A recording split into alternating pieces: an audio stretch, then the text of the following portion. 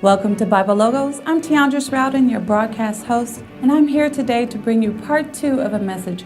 God is not a respecter of person, but God is a respecter of faith.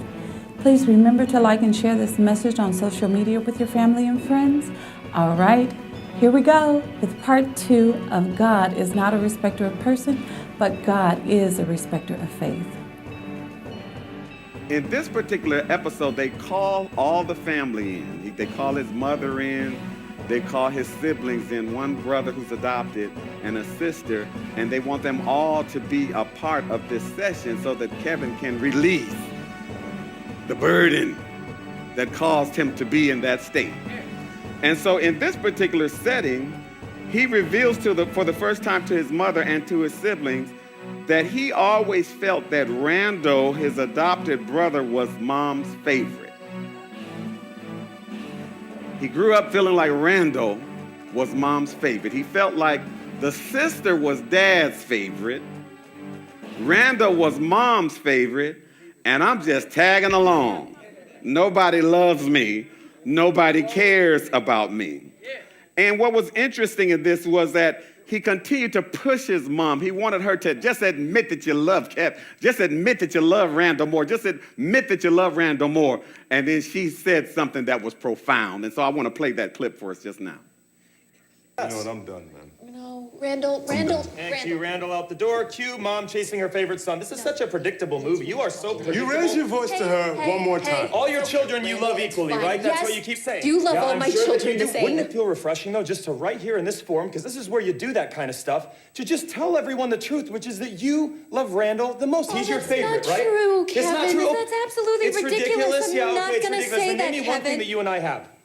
One thing that you and I have that is special, that is just you and me. Not all of us. Not me and Randall. Not me and Kate. Kevin, can you please stop? I'm flustered, and it's not kind of you. Well, what just you're admit doing. that you love Randall more. We can stop pretending to be No, this he perfect was little just family. easier.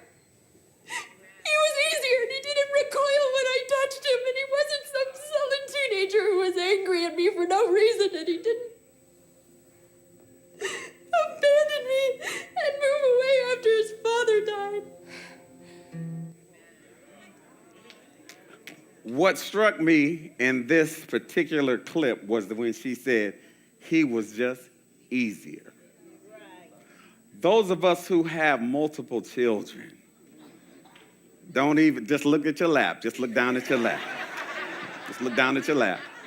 Look straight ahead. Don't look to the left. Don't look to the right.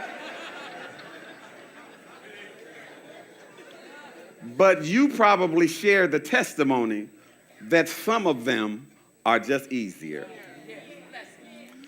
Some of them are just more cooperative.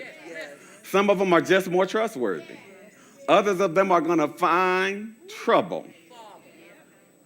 find mischief, find mess, find problem, stir up crap. Some of them are just that way, right? But others are just easier. And so it's not that you love one more than you love the other. But some of them, you can trust them with the car at an earlier age than others. You might have one that you could get them their license when they were 16 and trust them to do everything that they were supposed to do. But the other one, you had to wait till they were 18 because if you gave them the license, they were going to be in Vegas that next week.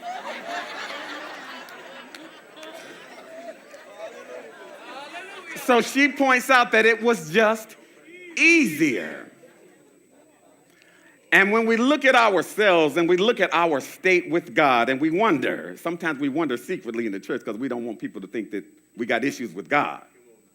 But in the church, sometimes we look around and we say, well, why does this one get blessed? And why does that one get blessed? And I go to church and I faithfully serve God and I sing in the choir and I usher on the usher board and I'm committed to prayer and I'm here every time the church is open. And it seems like God is just blessing those others a lot more than it seems like he's blessing me. And some of us have that question that Kevin had, and some of us have those issues that Kevin had, but we would never let anyone know that because we don't want them to think that we got a problem with God and that we're unholy. But the response to God is the same response. The response of God is the same response of mom here, which is sometimes it's just easier. Sometimes that person will walk by faith when I won't.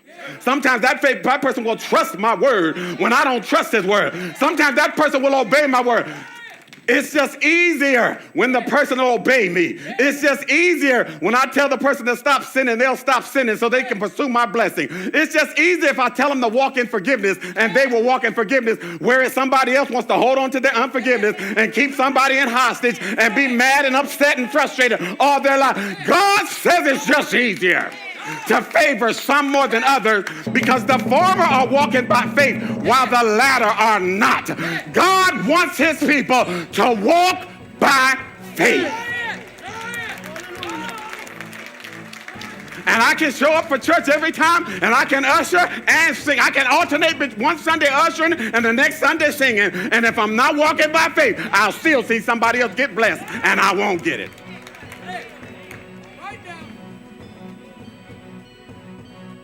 So what I want to talk about today is the fact that God is not a respecter of persons. Welcome back. If you like what you heard so far, tune in tomorrow for part 3 of the message, God is not a respecter of persons, but God is a respecter of faith. Please remember to like and share this message with your friends and family.